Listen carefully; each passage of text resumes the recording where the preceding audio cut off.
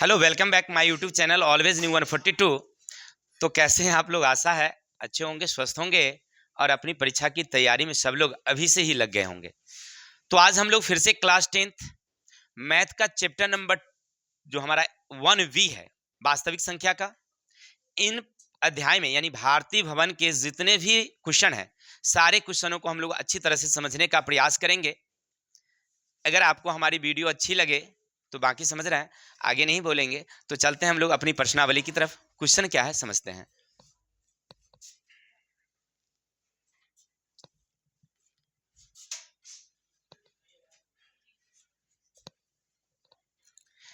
चलिए, क्वेश्चन एक क्या कहता है सुनिएगा।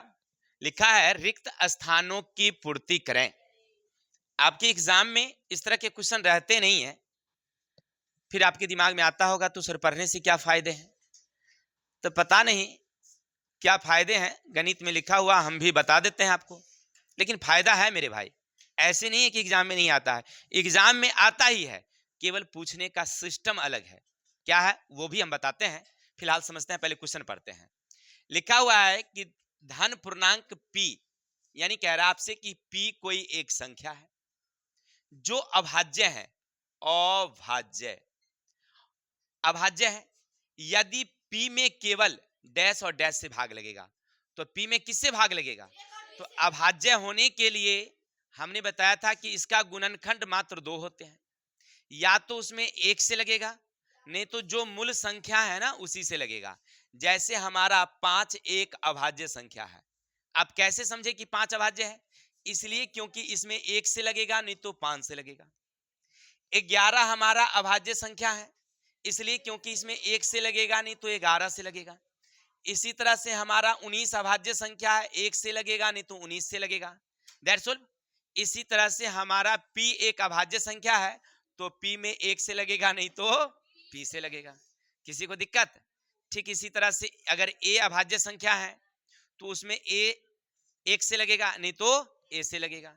किसी को दिक्कत समझने में? चलिए दूसरा, डैश संख्याओं को अभाज्यों के गुणनफल के रूप में लिखा जा सकता है। जैसे मान लीजिए एक संख्या है 8। अब 8 संख्या को या तो हम लोग 1, 2, 4 या 8 से भाग लगा सकते हैं, अभाज्यों के गुणनफल के रूप में लिख सकते हैं। इसी तरह से अन्य कोई संख्या है, जैसे 12 है, 1 से लगेंगे, 2 से लगेंगे, 3 से लगेंगे, 4 से लगेंगे, 6 से लगेंगे, 12 से। तो ये जो संख्या है ना, ये क्या है? एक यौगिक संख्या कहिए इसको या भाज्य संख्या कहिए। तो हम भरेंगे क्या है? यौगिक संख्या। क्या हमारे? या यौगिक संख्या। ठीक है। चलिए, इसी टाइप से यदि दो पूर्णांक a और b सह अभाज्य हैं। सह अभाज्य का मतलब होता है कि एक से छोड़कर किसी और से भाग ना लगे तो वह सह अभाज्य है। जैसे मैं उदाहरण के लिए आपको समझाऊं, जैसे 7 एक संख्या है और 11 एक संख्या है, ये दोनों सह अभाज्य हैं। इसलिए क्योंकि अगर इसका अभाज्य गुणनखंड करेंगे तो केवल एक ऐसी संख्या है जिसमें दोनों से भाग लग जाएंगे। जैसे देखिए 7 गुणे 1, 11 गुणे 1, ये एक उभयनिष्ठ है। इसी तरह से मैं कहूं 19 और 23, ये क्या हमारी सहअभाज्य हैं, क्योंकि इसमें एक के अलावे किसी और संख्या से भाग नहीं लगता है, तो सहभाज्य है। कोई दिक्कत? तो यहां कह रहा आपसे कि a और b सहभाज्य हैं। यदि मौसा ए बी का अगर निकालेंगे तो मौसा कितना आएगा मेरे भाई? 1 आएगा। किसी को डाउट समझने में? क्योंकि सहभाज्य का मतलब होता है कि एक के अलावे और कोई भी संख्या उसको विभाजित नहीं कर सकता है। ठीक है, जैसे हमने उदाहरण के तौर पर समझाया 7 और 11। आगे भी चल सकते हैं आप, ऐसी कोई जरूरी नहीं है कितने ही। जैसे मान लीजिए हमारा 53 है, 67 है। अब ये दोनों को देखिए तो आप 53 में ना कोई भी संख्या से भाग नहीं दे सकते हैं। इसी तरह से जो हमारा 67 है उसमें भी किसी संख्या से भाग नहीं लगेगा। तो ये दोनों संख्या एक दूसरे के क्या है? सह अभाज्य हैं, क्योंकि इसका अभाज्य गुणनखंड करेंगे तो एक ऐसी संख्या है जो इसको विभाजित करेगा, बाकी 2 नहीं करेगा, 3 नहीं करेगा, 4 नहीं करेगा, 5 नहीं करेगा। ऐसे बढ़ते जाएंगे क्रम क्रम से, कोई भी संख्या से इसमें पूरा पूरा भाग नहीं लगेगा। तो इसीलिए क्या दोनों है? सहभाज्य। तो सहभाज्य का मौसा कितना होता है मेरे भाई? 1 होता है। Now any problem? चलिए बहुत अच्छी है। आगे चलते हैं। आगे कह रहा है मौसा इतना इतना फिर इतना दे रखा है भाई, तो कौन सी संख्या इसमें भराएगी? तो देखिए ये दोनों संख्याएं ही हैं यहाँ पर, तो इसी को तो हमको पुट कर देना है। पुट कर दीजिए, हो गया आंसर। चलिए अब आप तो समझ गए, ये हमारे रिक्त स्थान वाले थे संख्या, आराम से हमने भर दिया। अब एग्जाम में कैसे क्वेश्चन आते हैं मैं बता दूं आपको। एग्जाम में क्वेश्चन रहेंगे यही रहेंगे, और ऑप्शन दे देगा 48, 30, 18, 8। कौन होगा बताइए भाई? 48 होगा। बस अभी यहां सीख लेना है, वहां जाकर के पुट कर देना है, आंसर हो गया। ऑप्शन नंबर मारेंगे ए, कोई दिक्कत? चलिए इसी तरह से रहेगा, दो पूर्णांक ए और बी सहभाज्य हैं यदि ए बी, अब यहां रहेगा डॉट डॉट डॉट, और ऑप्शन रहेगा वहां पर 4।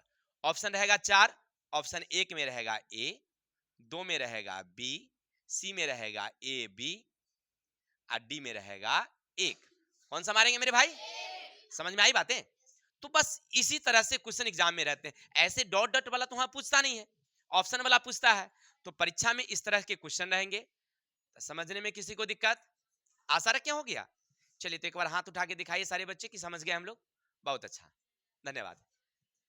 चलिए आगे चलते हैं क्वेश्चन नंबर हम लोग 2 की तरफ। अब क्वेश्चन नंबर 2 हमने नोट किया नहीं, क्योंकि वहां पर एक अलग सी तरीके से था, तो हमको किताब से ही बता देते हैं। रिक्त स्थानों में अज्ञात संख्याओं को भरिए। क्या कह रहा है आपसे? अज्ञात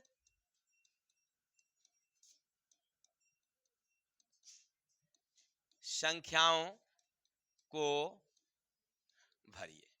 भाई अक्षर हमारा उतना सुंदर नहीं है, लेकिन खराब भी नहीं, अच्छा है, ये विश्वास है मुझे। चलिए अच्छा है, तो आगे चलते हैं। यहां लिखा हुआ है 2 है और यहां 17 है। क्लियर? अब देखिए वहां पर एक तीर लगा करके और ऐसे यहां एक संख्या बैठाया है, और जिसका नाम रखा है उसने सी। फिर आगे दे रखा है ऐसे हैं 2 है, और यहां संख्या रखा है और उसका नाम है बी। फिर आगे बढ़ाया है, यहाँ 2 है और यहाँ एक संख्या रखा है और उसका नाम रखा है उसने ए। अब हमें भरना है, कौन कौन सी संख्या भरेंगे भाई? तो हम ऊपर से कैसे चल सकते हैं? ऊपर से चलेंगे तो पता ही नहीं चलेगा, तो हम नीचे से चलते हैं भाई। इसका मतलब है कि इस संख्या में 2 से भाग किया है तो 17 मर्तबे आया है। कितना है भाई? तो 17 दूनी 34। अब क्या करना, तुम इसको चुपचाप गुना कर दो, हो गया 17 दूनी 34, यानी सी आंसर निकल गया तुम्हें 34। Any doubt? चलिए इसी तरह से अब इसमें एक ऐसी संख्या पुट थी, रखा हुआ था, जिसमें 2 से भाग किया है 34 आ गया है, यानी इसका मतलब है ये दोनों को हमको क्या करना होगा? गुना करना होगा। तो हो गया हमारा 68। किसी को दिक्कत? तो बी बराबर निकल गया हमारा 68। आशा रखे समझ रहे हैं? चलिए बहुत अच्छा।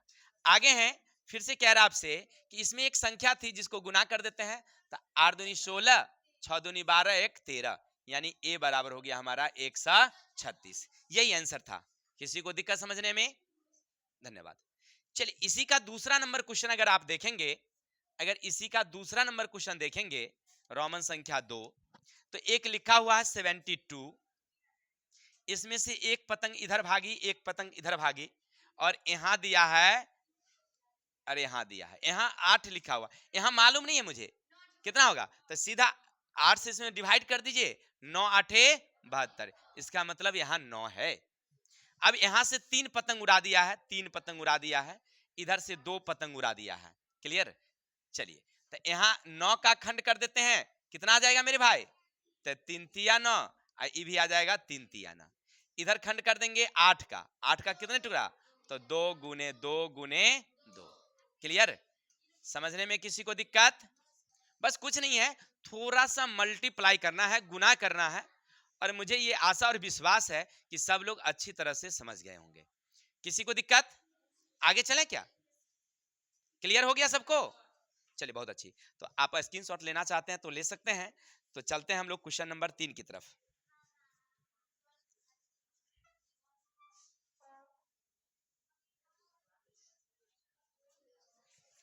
देखिए बड़ी वीवीआई क्वेश्चन है, आपके एग्जाम की दृष्टि से है। यहां से 100 नहीं 180% गारंटी है कि पूछबे करता है।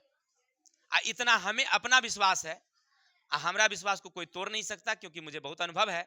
एग्जाम में हमने कितने बच्चों को यहां से दौड़ा दिया है, ठीक है? तो इतना तो जरूर है कि जो क्वेश्चन बताएंगे वही क्वेश्चन आएगा ही आएगा, इसका 100 से 100% गारंटी है। चलते हैं आगे। तो हम बनाएंगे कैसे भाई, जब गारंटी है तो बनाना भी सीख लेते हैं ना। देखिए क्या लिखा हुआ है भाई, अभाज्य गुणनखंड लिखिए। तो सबसे पहले हमने कल पढ़ा था अभाज्य गुणनखंड कहते किसको है। तो हमने बताया था आपको कि मान लीजिए n एक संख्या है जिसमें अभाज्य गुणनखंड होने के लिए उसके मात्र दो ही गुणनखंड होंगे, जिसमें हमने बताया था 2, 3, 5, 7, 11, 13, 17, 19, 23, 29, आगे बढ़ते चलेंगे 31 है, 37 है, इस तरह से। चलिए बहुत अच्छी बात है, अब इतना तो समझ गए। अब इसका कहता है अभाज्य गुणनखंड, तो लिखेंगे ऐसे नंबर 1 हल।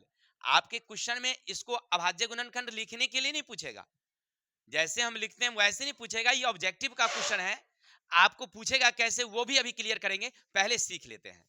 चलिए 1 से 24, यहां से 2 से देंगे, कितना मर्तबे जाएगी भाई 6 और 2 मर्तबे। बहुत अच्छी बात, आगे बढ़ते हैं। फिर लगाएंगे हम लोग 2 से 31। अब आशा नहीं है, 31 एक खुद एक अभाज्य संख्या हो गया, इसका मतलब हुआ फाइनल हुआ 2 2 31। इसका मतलब हुआ 2 के पावर 3, 2 के पावर 2 और 31 हो गया। चलिए अब आपसे परीक्षा में पूछेगा कैसे, तो लिखेगा 124 का अभाज्य गुणनखंड निम्न में कौन है। नंबर 1 ऑप्शन रहेगा 2 into 2 into 31, 2 into 2 into 3, 2 into 31 into 31 और 2 इंटू 2 इंटू 2 इंटू 31। कौन होगा भाई, तो क्योंकि हमको मिल रहा है ये वाली, तो ये वाली दे देंगे, यानी ऑप्शन नंबर 1। किसी को दिक्कत, बस यही रहता ही है। या ऐसे भी पूछ सकता है आपसे 2 के पावर 2 गुने 31, यहां लिखेगा 2 के पावर 3 गुने 31, 2 के 2 गुने 31, या ऐसे लिखेगा 2 गुने 31 के पावर 2। अब बताइए कौन सा होगा मेरे भाई, ए नंबर होगा। क्लियर, तो पूछने का सिस्टम यही है, बस हमको एक नजर में देख करके सीख लेना था। हो गया क्लियर। या तीसरा भी पूछता है, इसमें क्या पूछेगा, 124 के अभाज्य गुणनखंड में क्या पूछेगा, में 2 का अधिकतम घात होगी, घात होगी। अब ऑप्शन रहेगा, यहां ऑप्शन रहेगा एक नंबर में 3, दूसरा में रहेगा 31, 2, 1, कितना होगा, तो 2 का अधिकतम घात तो 2 है, तो आंसर क्या मिलेगा मेरा 2। आशा रखें सबको समझ में आ गया होगा। चलिए बहुत अच्छी बात है, आप लोग समझ रहे हैं, मुझे यह आशा और विश्वास है कि आप लोग अच्छे से लिख के लाएंगे। अगर जब नहीं लिखे तो मजा कहां आया भाई मेरे, लिखने का ही तो मजा है। चलते हैं, तो सीख गए। तो एक और हमारे सामने क्वेश्चन लिखा हुआ था भाई, तो सोचे इसको भी हम बता ही दें। अब इसमें किससे लगेगा भाई, 1 से लगा के देखते हैं। सबसे पहले 5 है ना, तो 5 से लगा ही देते हैं, क्योंकि 5 से लगने वाला है, तो 5 से लगा देंगे तो तनका छोटा हो जाएगा, 1 मर्तबे। अभी तो 0 में तो लगेगा नहीं, तो 0 0 1 मर्तबे। अब 5 से लगा के देखते हैं, लगेगा। 3 से लगा के देखें क्या, 7 से लगा के देखते हैं। अच्छा 7 से, 7 कम में 7, बच गया 3, इस 10 में से 7 चला गया। कहेगा सर जी आप कैसे लिख रहे हैं, तब कुछ नहीं, देखो ऐसे करके हमने लिखा और उसमें मौखिक हमने 7 से भाग दिया, 1 मर्तबे गई 7, घट के उतर गई 3, 3 पर 0 दिए 30, तो 7 चौके 28, यही 4 यहां बैठा दिए, घट के उतर गई 2, 1 सत्या 21, कहानी खत्म। चलिए बहुत अच्छा, फिर इसी तरह से इसमें लगा के देखते हैं, 11 से लग जाएगी, तो 11 कहीं 11 बच गया, इसमें 3 33 11, इसका मतलब है इसका अभाज्य गुणनखंड करने पर मुझे प्राप्त हुआ 5 into 7 into 11 into 30। Any problem, चलिए तो आशा रखें कि क्लियर हो गया। चलिए सभी छात्र कह रहे हैं बहुत अच्छा बहुत अच्छा, ठीक है चलते हैं। हाँ स्क्रीनशॉट लेना चाहते हैं तो ले सकते हैं। आगे चलेंगे। अब देखिए आपसे 2 नंबर का क्वेश्चन, अभी तक आप पढ़ रहे थे 1 नंबर का क्वेश्चन, अब यहां से हम लोग चलेंगे 2 नंबर का क्वेश्चन देखेंगे। ये जो देख रहे हैं ना, आपके एग्जाम में बनाने के लिए मिलेगा, हु बहू ऐसे ही क्वेश्चन रहेंगे। अब कहेगा सर हु बहू क्या यही रहेगा क्वेश्चन, तो इसको ले जाएंगे अरे नहीं भाई, इसको ले जाना नहीं है, इसमें फिट करके ले जाना है, ठीक है। वहां जाओगे, हो सकता है कि अंकों का डिफरेंस रहे, 6 की जगह 16 दे दे, 20 की जगह पर 36 दे दे, कोई दिक्कत नहीं, सीख लेते हैं, बन जाएंगे वहां पर। कैसे बनाएंगे, क्या कह रहा है, अभाज्य गुणनखंड विधि से मौसा और लौसा निकालना है, मौसा भी निकालना है और लौसा भी निकालना। और ये कौन सी बड़ी बात है, सब तो हम लोग पहले भी सीख चुके हैं। देखिए लिखेंगे ऐसे, वहां क्वेश्चन रहेगा, आप लिखिएगा मजेदार शब्दों में हल, ठीक है। पहले लिखेंगे 6, फिर लिखेंगे 20, एक अंग्रेजी में लिखेंगे और हिंदी में लिखेंगे, ठीक है ना। सर पढ़ने वाले घबरा जाएंगे कि भाई कितना तेज बच्चा है। अरे वहां पर बोलना थोड़ा ही है, चलिए आराम से। 2 से लगाएंगे कितना, 3 मरतबे। अब 3 में लगेगा क्या, 3 खुद अभाज्य संख्या, इसमें पर स्टॉप कर जाएंगे हम लोग। फिर इसमें लगाएंगे 2 से 10, फिर 2 से लगाएंगे 5, फिर 5 से लगाएंगे क्या, छोड़ देते हैं, अभाज्य संख्या है। चलिए बहुत अच्छा, 6 का अभाज्य गुणनखंड किया हमने, अब 20 का अभाज्य गुणनखंड किया, 2 गुने 2 गुने 5। चलिए अब हमको निकालना है मौसा। मौसा का मतलब हुआ HCF, HCF का मतलब highest common factor, highest common factor. चलिए तो इसमें जो जो मिलेगा, 2 2 मिलती है, 2 हमारा आंसर हुआ। अब लिखेंगे लॉस, लॉस को कहते हैं LCM, यानी कि lowest common matter, lowest common matter. अब चलते हैं इसमें कौन मिलेगा, तो ये 2 वाली जो मिल गई है वो तो लिखिए दीजिए, ये बेचारी नहीं आ रही है, बेचारी नहीं, जो मतलब संख्या है। चलिए आगे चलते हैं, 2 और ये क्या हमारा 5, आई सबको क्या कर दो, क्या करेंगे, अच्छा गुना कर देंगे। कितना हो रहा है भाई, देखिए हमारे बच्चे सब जल्दी जल्दी गुना करके दे देते हैं, तो हमको थोड़ा सा सुविधा हो जाता है। बहुत बहुत धन्यवाद। चलिए क्लियर, आशा है सबको क्लियर हो गया ना। चलिए तो एक बार हाथ उठा के दिखाइए तो सब क्लियर हो गया तो, बहुत अच्छा बहुत अच्छा बहुत अच्छा, धन्यवाद। चलते हैं आगे। अब एक क्वेश्चन यहां पर है, इस तरह के क्वेश्चन बनाने में बहुत सारे छात्रों को कभी कभी थोड़ी सी मिसफील्ड हो जाती है, लेकिन मुझे आशा है कि हमारे स्टूडेंटों को नहीं होनी चाहिए भाई। जब सबको हो ही जाए तो फिर राकेश सर से पढ़ने का मजा कहाँ आया। चलिए क्लियर कर लेते हैं एक ठो और, कुछ बच्चे नए हैं तो उनके लिए। देखिए नंबर 1 है 6, 2 में है 72 और 3 में है 120। चलिए बहुत अच्छा, यहाँ लिखेंगे हल। अब लिखेंगे हम लोग अभाज्य गुणनखंड, 2 से लगाएंगे, अब 72 में 2 से लगाएंगे 48, 36 लगेगा। अच्छा हमको लगा 48 दुना 72 होता है। चलिए बहुत अच्छे, अरे हमें भी मालूम था, हम तो ऐसे ही सब बच्चों को आकर्षित कर रहे थे अपनी तरफ कि कोई इधर उधर तो नहीं है। चलिए बहुत अच्छा बात है, 2 से लगाएंगे कितना, 2 से लगाएंगे और 3 से लगाएंगे, एनी डाउट। चलिए आगे चलते हैं, 2 से लगाएंगे, 2 से लगाएंगे, 2 से लगाएंगे, 3 से लगाएंगे, यहां तक कोई दिक्कत, बहुत अच्छा, सबको आता होगा, ऐसी बात नहीं है। इसे तो हम फॉर्मेलिटी में बता रहे हैं कि गणित में दिया हुआ था क्वेश्चन तो बताना। 6 इसका अभाज्य गुणनखंड, 72 का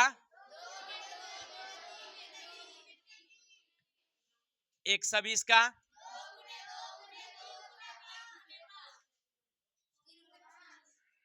चलिए बहुत अच्छा।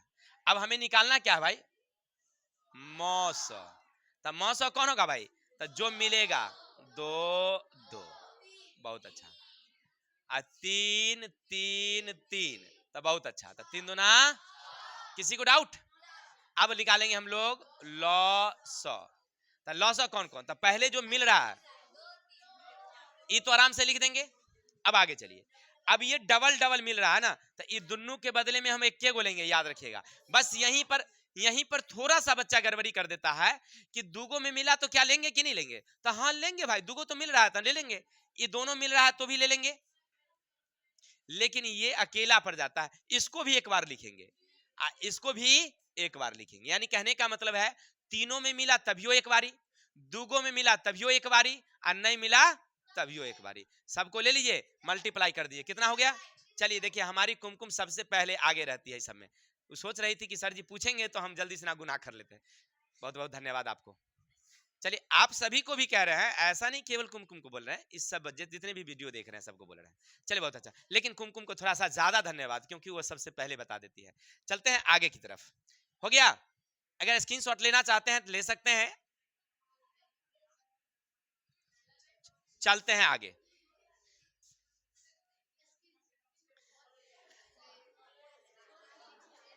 अब देखिए मेरे भाई, एक क्वेश्चन और सामने उपस्थित हुआ। 12, 5, 7, 76, 40, 52 अंगणितीय मूलभूत प्रमेय का मौसा ज्ञात करें, फिर मौसा की सहायता से लौसा ज्ञात करें। अरे भाई क्या कह रहा है, पहले इसका मौसा निकालिए, मौसा के बाद लौसा निकालिए। कैसे निकलेगा भाई, क्या करें? चलिए तो निकालते हैं, कोशिश करते हैं निकालने का। देखिए लिखेंगे हौला हल। ऐसे ऐसे वाले क्वेश्चन बहुत कम पूछते हैं, लेकिन पूछते हैं, कम पूछते हैं लेकिन पूछते हैं। इतने बड़ी अंक वाली संख्या पूछता ही नहीं है, एकदम छोटका छोटका देगा। 72, 120, 60, 77। अरे यार हम लोग क्लास 10th में चले गए, पूछता है मुझसे बच्चा वाला। अब पूछता है तो बढ़िया है कि अच्छा है, हम पूछ बना देंगे, है कि नहीं। बड़का वाला में थोड़ा सा उजराना हो जाएगा, नहीं हो जाएगा, तब पूछता है छोटा वाला। चलते हैं तो इसको देखते हैं कैसे निकालेंगे। पहले कह रहा है कि 40, 52 को निकालना है कितना से, 12, 5, 76 में कितने मर्तबे जाएंगे, 3 मर्तबे जाएंगे।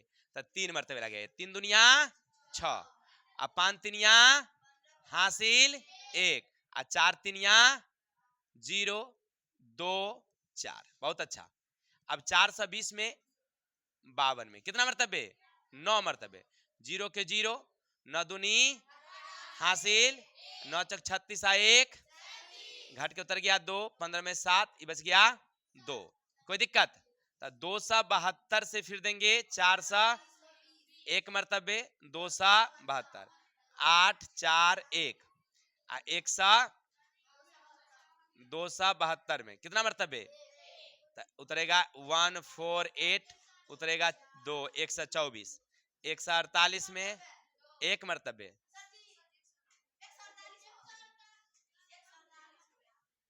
148 है, सॉरी।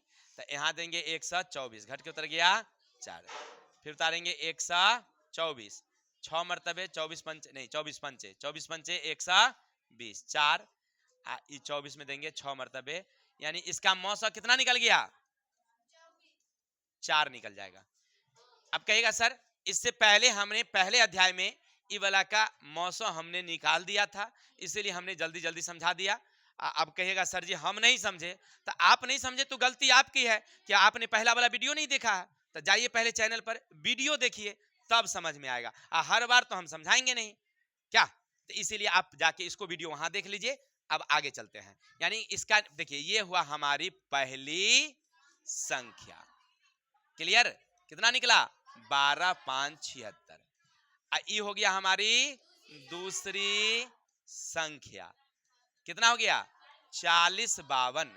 हमने निकाल दिया मौसा बराबर कितना, अब कहां से निकाला वो हम बता दिया। अब आगे चलेंगे, निकालता है लौसा। तो लौसा निकालने का एगो फॉर्मूला हमने दिया था, 2, चलिए बहुत अच्छा, 2 संख्याओं का गुणनफल बराबर मौसा गुने लौसा। परीक्षा में आप ऐसे ही बना लेंगे साइड से, इसको यहां उतार लेंगे। 2 संख्या कौन कौन, 12, 5, 76, 40, 52, मौसा कितना 4, लौसा कितना। जो बच्चे बातें कर रहे हैं कृपया आपसे हम्बल रिक्वेस्ट है कि बातें नहीं करें, अन्यथा उन्हें क्लास से बाहर कर दिया जाएगा। Please silent mode. चलिए अब लिखेंगे 12, 5, 76, 40, 52 बराबर, यहां रहने देंगे लौसा। हम जानते हैं कि भी कोई भी अंक को अगर बराबर से हम इससे उस पार ले जाएंगे तो अपनी चिन्ह को बदल देती है, प्लस वाली हो जाती है माइनस, माइनस वाली हो जाती है प्लस, गुना वाली हो जाती है भाग, भाग वाली हो जाती है गुना। तो यहाँ गुना में है, ई पर जाएंगे तो वो बट्टा में चली जाएगी। हो गया, अब काट के देखते हैं फटाफट। 4 तिनिया 12, बहुत अच्छा। इससे पढ़ेंगे 1 मर्तबे, बच गया 1, 1 पर 7, 17, तो 4 चौकी 1, 4 चौकी यानी फाइनल हो गया 31, 44 गुने 40, 52 गुना कर दीजिए, आपका लौसा क्लियर हो गया। किसी को दिक्कत? अब थोड़ा सा बड़ा संख्या गुना तो कर ही लोगे ना, अब हमें क्यों परेशान कर रहे हो भाई, कर लेना तू लोग। चलिए तो अगर स्क्रीनशॉट लेना चाहते हैं आप ले सकते हैं, फिर आगे की ओर चलेंगे। हो गया क्लियर?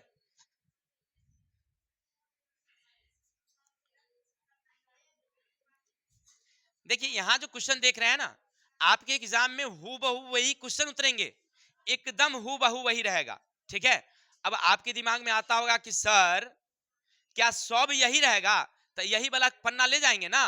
रे मेरे भाई, इसमें से कोई एक रहेगा, सब नहीं रहेगा। अब ये रहेगा, आपके भाग्य में कौन है ये हम नहीं जानते हैं। अगर हम जानते तो हम बता ही देते, बताएंगे वो एग्जाम नजदीक आएगा तब बताएंगे इसमें से कौन रहेगा।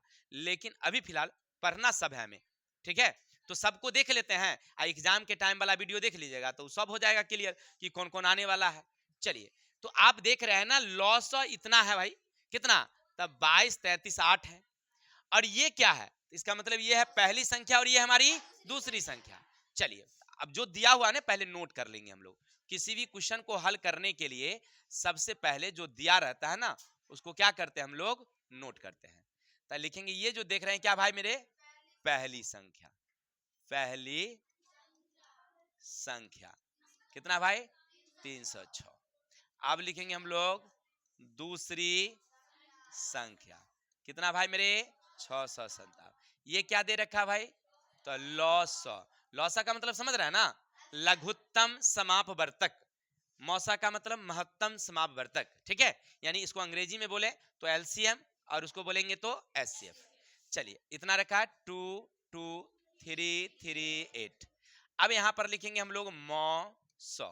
अब मुझे मालूम नहीं है कैसे निकालेंगे, अभी अभी हमने एक सूत्र दिया था, उस सूत्र को पुट करिए। आप पुट करके उसमें वैल्यू पुट करिए, आंसर क्लियर हो जाएगा। कैसे, तो लिखेंगे हम लोग दो संख्याओं का गुणनफल बराबर मौसा गुने लौसा। Any doubt. चलिए आगे चलते हैं। दो संख्या कौन कौन है मेरे भाई, थोड़ा सा कलर चेंज कर लेते हैं। 306, 657। मौसा क्या मालूम है, नहीं मालूम है। लौसा मालूम है, हाँ हाँ मालूम है। हो गया, आगे बढ़ जाते हैं थोड़ा सा। देखिए मौसा को अपनी जगह रखेंगे, मौसा यहां लिखेंगे 306 गुने 657। और ये वाली जो है ये दोनों अंक है बराबर के ई पार ले आएंगे तो हो जाएगा बट्टा में 22, 33, 8। अब इसको काट के देखते हैं, तो काटने के देखिए अब इतनी बड़ी संख्या है, हमको काटने आता नहीं है। अरे हम तो काट ही लेते, आपको भी समझाना है ना, इसलिए हम छोटे छोटे अंक से काटते हैं। पहले पहले प्लीज वेट सम टाइम। इसको काटेंगे, इसको काटते हैं हम लोग ऐसे, पहले दो से काटते हैं। दो एकम में दो, दो एकम में दो, इसमें दो एकम में दो, एक चल गया तो 12 13, 6 दूनी 12, एक चल गया तो 9 दूनी। इसको काटेंगे तो दो एकम में दो, 5 दूना 10, 3। अब 3 से कटने वाला होना चाहिए। देखिए 3 से काटिए, 3 3 या 9, 21 कट जाएगा। 3 से 3 3 या 9, बच गया आपके पास 2, 2 पर 1 21, 7 या 21, 3 दुनिया 6, 3 3 या 9 काट देंगे 51। इसका मतलब 3 से फिर कटेगा, 3 से काटिए, 3 एकम में 3, बच गया आपके पास 7, तो 3 दुनिया 6, बच गया आपके पास 1, 4 3 या 12, बच गया 1, काट दीजिए इसको। 17 देगा, 17 से काट के देखिए, 17 से 17 25 50 17 102, 17 साते 119, 17 साते 119, तब बच गया आपके पास 5, 17 तिया 51। हो गया। अब इसको काटिए, इसको काटिएगा कितना मरतबे, तो 9 मरतबे पूरा पूरा कैंसिल हो जाएगा एक के बारी में। 9 से देखिए 9 27 के 7 हासिल 2, और 9 7 63 2 65, यानी 9 मरतबे में काम खत्म। यानी मौसा हमारा कितना गया।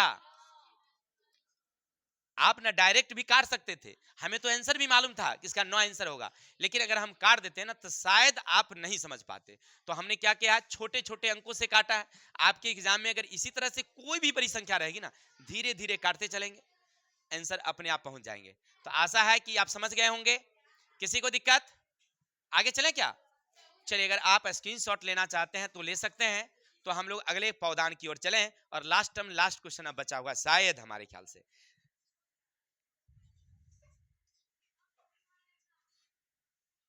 देखिए इस तरह के कल हमने एक क्वेश्चन दिया था आपको, कल एक क्वेश्चन दिया था कि जहां पर लिखा हुआ था जांचे की प्राकृत संख्या n के लिए 6n के अंत में शून्य आ सकता है। तो अभी हम लोग ना 4n वाला पढ़ेंगे। कल जो पढ़ाया था उसी चीज को हमने फिर रिपीट कर रहे हैं ताकि आपको पूरा क्लियर हो जाए। देखिए इस तरह के क्वेश्चन रहेंगे तो कैसे हल करेंगे, तो हल करेंगे, माना कि, वेट करिए 1 मिनट, n प्राकृत संख्या है, प्राकृत संख्या, तो कौन कौन प्राकृत संख्या भाई, तो 1 है, 2 है, 3 है, 4 है, 5 है, 7 डॉट डॉट हो गया। अब लिखेंगे समीकरण, क्या लिखा है मेरा भाई, लिखा हुआ है 4n। इसका मतलब वो कह रहा है, इसका मतलब कह रहा है कि आप ना n के जगह पर पहले बैठाओ 1। अरे 4 के पावर 1 देने का मतलब है 4 कितनी बारी है, 1 बारी है, तो 4। इसका अभाज्य गुणनखंड करेंगे तो 2 गुने 2 आएंगे, हो गया। इसी तरह से 4 का पावर अगर हम 2 कर दें तो इसका मतलब 4 गुने 4, 4 कितनी बारी है, 2 बारी है।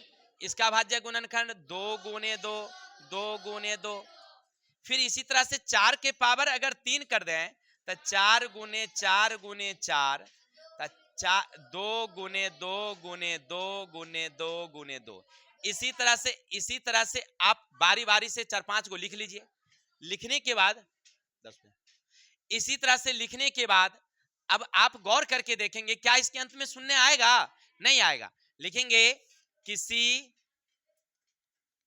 संख्या के अंत में शून्य आने के लिए 2 गुने 5 के रूप में आना चाहिए।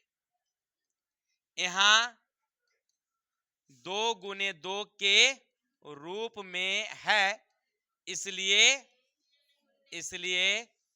शून्य पर समाप्त नहीं होगा। बस इतना लिख देंगे ना, आपका आंसर क्लियर। चलिए स्क्रीनशॉट ले सकते हैं। अगर आपको सब कुछ समझ में आ गया हो तो हमें इजाजत दीजिए, कल मिलेंगे नेक्स्ट टॉपिक्स के साथ। तब तक के लिए हंसते रहिए, मुस्कुराते रहिए और हमें इसी खुशी के साथ विदा दीजिए।